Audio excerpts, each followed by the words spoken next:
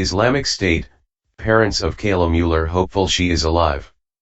The parents of a U.S. hostage who Islamic State, militants say was killed by a Jordanian airstrike in Syria say they are hopeful she is still alive.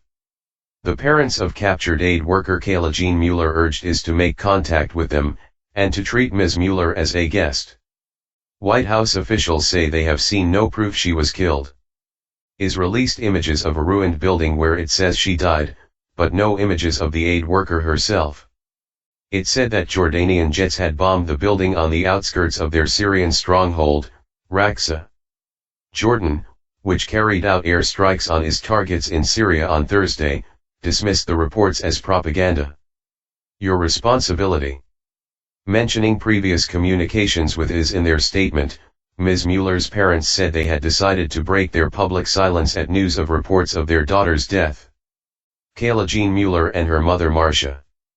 Kayla Jean Mueller and her mother Marcia in an undated family photo. This news leaves us concerned, yet, we are still hopeful that Kayla is alive, they said. We have sent you a private message and asked that you respond to us privately. You told us that you treated Kayla as your guest, her safety and well-being remains your responsibility. A graduate of Northern Arizona University, Ms. Mueller, 26, first came to the Turkish and Syrian border in 2012 to work with refugees. She was abducted while working in Aleppo, Syria, the following year. If her death is confirmed, she would be the fourth American to die while being held by IS. Journalists James Foley and Stephen Sotloff, and aid worker Peter Kasich were beheaded by the group. A spokeswoman for U.S. President Barack Obama's National Security Council said the U.S. was deeply concerned by the reports of her death but added that officials had seen no evidence to confirm the IS report. Line.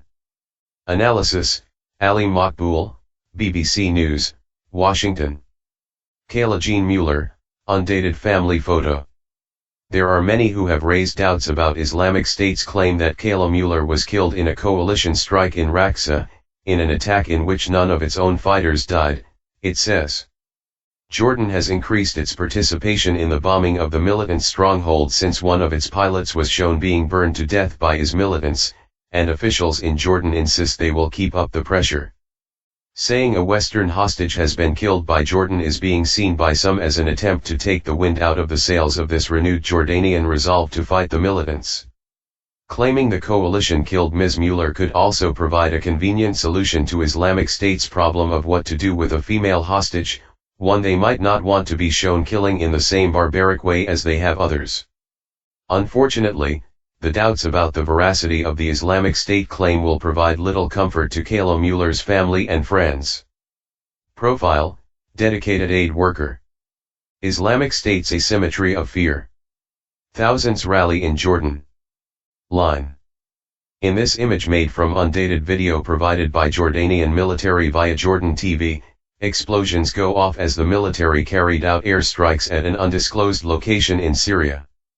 An undated image, released by the Jordanian military, reportedly shows its jets conducting airstrikes in Syria.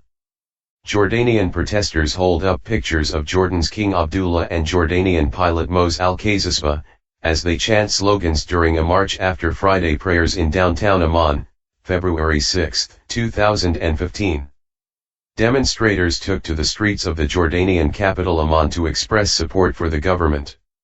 A Jordanian government official dismissed reports that the country's air force had killed Ms. Mueller as criminal propaganda, adding, "We think it's illogical and we are highly skeptical about it."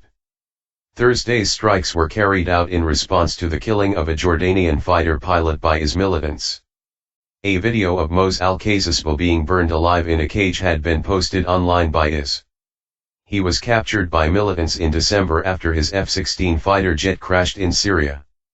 Queen Rania of Jordan, "We cannot win this war alone, but it is absolutely our war." Thousands rallied in Jordan's capital, Amman, on Friday morning in support of their government's military response. Among those marching was Jordan's Queen Rania, who told the BBC the country was united in our horror.